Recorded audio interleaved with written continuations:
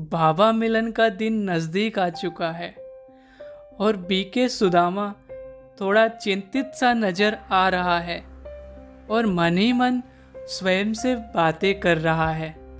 अरे, बाबा मिलन का दिन नज़दीक आ चुका है, मधुवन भी जाना है। वैसे भी इतने शुभ अवसर पर बाबा मिलन है, अर्थात उस दिन जन्माष्टमी भी है। उस दिन तो मधुवन को तरह तरह से सजाया जाता है।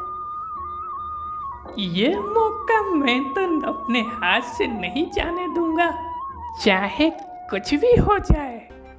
अरे, ये मैं क्या बोल बैठा।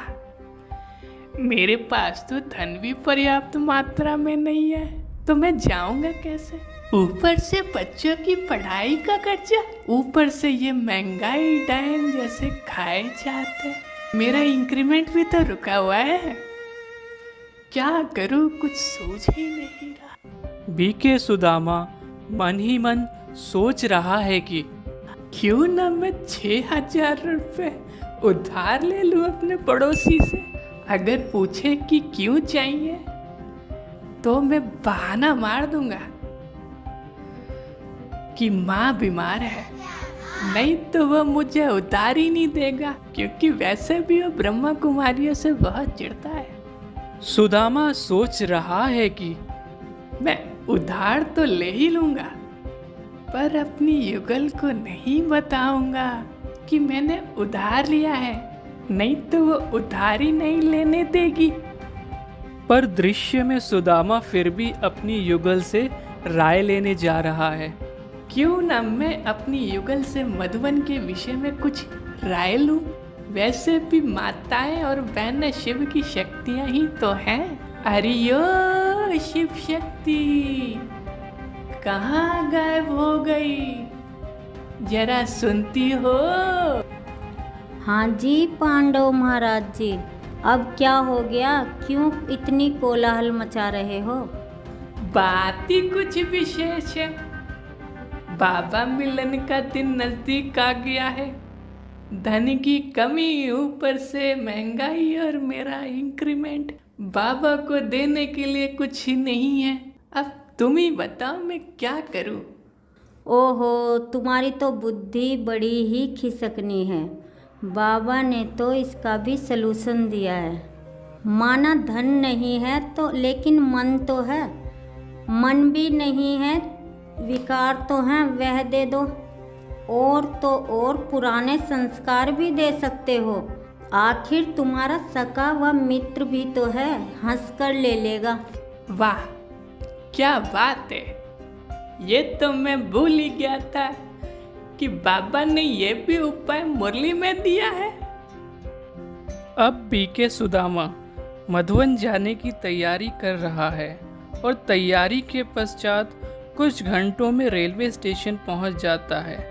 उसके बाद क्या होता है देखिए। कृपया ध्यान दें, गाड़ी नंबर 133 कासगंज से पीलीभीत पैसेंजर अपने निर्धारित समय दोपहर के 3:20 पर प्लेटफॉर्म। ओम शांति। हाँ, राम राम बोलो हो। क्या गरीब रथ नहीं आएगा? हाँ, सुने तो हैं, अभी टीटी से बोले हैं 2 नंबर प्लेटफॉर्म पे आएगा। अच्छा अच्छा, ठीक है ठीक है। क्या तुम ओम शांति वही ब्रह्म कुमारी में जाते हो का? हाँ भैया, हम भी ब्रह्मा कुमारी आश्रम में जाते हैं। हमारे चाचा भी जाते हैं वहाँ। अच्छा भैया, ये तो बड़ी अच्छी बात है। ए भैया, एक बात बताएं, बुरा नहीं मानना। जब से हमारे चाचा ब्रह्म कुमारी में जाने लगे हैं, तब से उनका बुद्धि थोड़ा सा हिल गया है। अब पता नहीं हमारे चाचा क्या अनाप शनाप बोलते हैं। कभी बोलते प्याज लहसुन नहीं खाओ, मीट मछली नहीं खाओ। अरे भैया, मीट मछली तो चलो नहीं खाओ, अबे बोलते प्याज लहसुन भी नहीं खाइए। आप पता नहीं उनका दिमाग कैसे इतना हिल गया है। क्या ज्ञानी है, कुछ भी अनाप शनाप बक रहा है। बाबा ने ऐसे लोगों से दूर रहने के लिए बोला है। ए भैया, ऐसे लोगों की बात तो मैं कभी नहीं आना। और इतना याद रखना, मेरा तो शिव बाबा है, दूसरा न कोई। ओम शांति। अब दृश्य में सुदामा ट्रेन का इंतजार कर रहा है। बहुत देर हो जाने के पश्चात वह थोड़ा चिंतित सा नजर आ रहा है। वह कभी इधर देखता है, कभी उधर देखता है और कभी अपनी घड़ी में देखता है। और तभी अचानक ट्रेन की आवाज़ सुनकर सुदामा खुशी से झूम उठता है। ए भाई चल हट मेरी ट्रेन आ गई। अरे कहाँ ससुर ब्रह्मा कुमारी बनेगा, हमका नीचे गिरा के नीचे चला गया है, हट। और इस तरह सुदामा ट्रेन में बैठ खुशी खुशी मधुवन पहुंच जाता है। देर लगी आने में तुमको, शुक्र है फिर भी आए तो। आस ने दिल का साथ न छोड़ा, वैसे हम घबराए तो।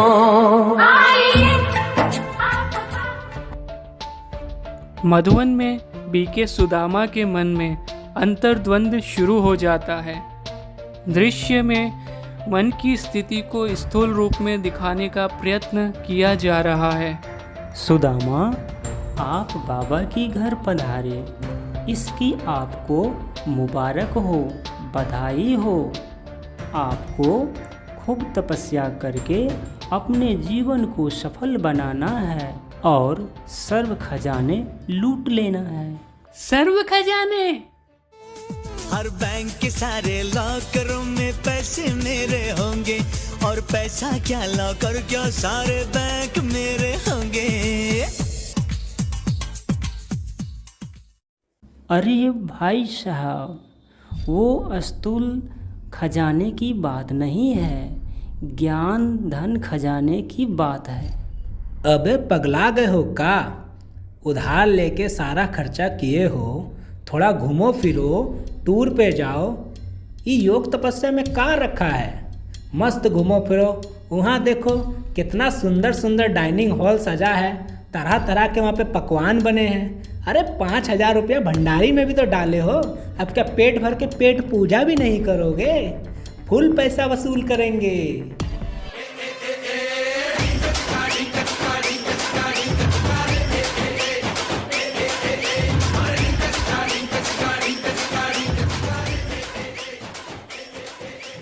सुदामा, मुझे तुमसे ये उम्मीद नहीं थी। सुदामा, तुम ऐसा सोच भी कैसे सकते हो? अरे इसकी बातों में मत आओ। ऐ सुदामा, इसकी बातों में मत आना, ये तुम्हारे सुखों में विघ्न डाल रहा है। वैसे भी बाबा ने तो कहा ही है ना कि संगम युग मौजों का युग है, इसमें खाओ पियो नाचो गाओ। वो देखो कैसे रवि और साधु और संतोष कैसे खूब पार्टी शार्टी करते रहते हैं, खूब मौज मस्ती खाते। अरे असली ब्राह्मण योगी तो यही है ना। 5 स्टार होटल में जाऊं, पेट भर में खाना खाऊं। अरे 5 स्टार होटल में जाऊं, पेट भर में खाना खाऊं। बीके सुदामा समर्थ और व्यर्थ के उलझन में फंसने लगता है।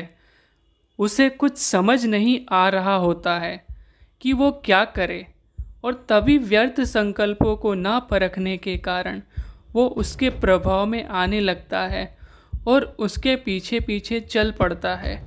दृश्य में बीके सुदामा कभी इधर जाता है, कभी उधर जाता है, अर्थात कभी समर्थ की ओर तो कभी व्यर्थ की ओर। इधर जाऊं के उधर जाऊं, बड़ी मुश्किल मुश्किल मुश्किल मुश्किल में हूँ। मैं किधर जाऊं, इधर जाऊं उधर जाऊं, उधर जाऊं इधर जाऊं, इधर जाऊं उधर जाऊं, किधर जाऊं किधर जाऊं।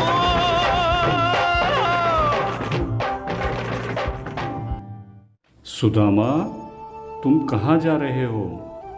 अपने बाबा को छोड़कर भूल गए अपने वायदे को जो आपने मुझसे किए थे। मितवा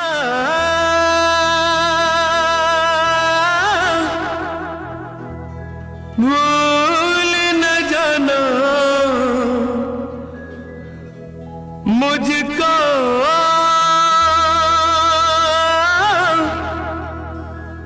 भूल न जाना। बाबा आप आ गए? मुझे पता था आप जरूर आएंगे। बच्चे, फिर आप माया के प्रभाव में आकर उसकी तरफ क्यों जा रहे थे? बाबा मैं क्या करता, मैं अपना आत्मविश्वास ही खो बैठा था, निराश हो गया था। बच्चे, मैं तुम्हारा बाप तो हूँ ही, साथ में सखा भी तो हूँ। तो अपनी बात अपने सखा मित्र को नहीं कह सकते थे? आओ सखा, इधर आओ। बने चाहे दुश्मन जमाना हमारा, बने चाहे दुश्मन जमाना हमारा, सलामत रहे दोस्ताना हमारा। आओ सखा, तुम्हें देने के लिए मेरे पास कुछ है, यहाँ बैठो। घबराओ नहीं। ये जानते हो क्या है? बताओ सखा, क्या है ये? बाबा ये तो सिंहासन है। नहीं सखा, मात्र ये मामूली सिंहासन नहीं है, ये तो स्वमान की सीट है। आओ बैठो सखा, घबराओ नहीं, संकोच मत करो।